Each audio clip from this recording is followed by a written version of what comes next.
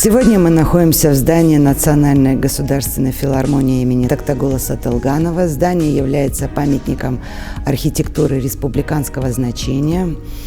На момент осмотра здания памятника, это текущий осмотр оформления охранных обязательств, здание находится в очень хорошем состоянии, замечательные витражи, чудесный паркет, все в идеальном состоянии и ждет окончания карантинных мероприятий, приема зрителей, артистов, проведения мероприятий.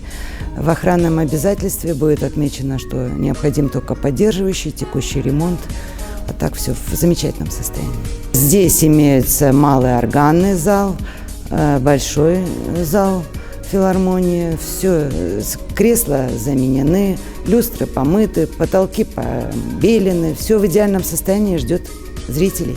Мы пропишем в плане ремонта реставрационных работ, что только необходим поддерживающий, текущий ремонт, который так или иначе возникает, но на момент осмотра здание находится в идеальном состоянии.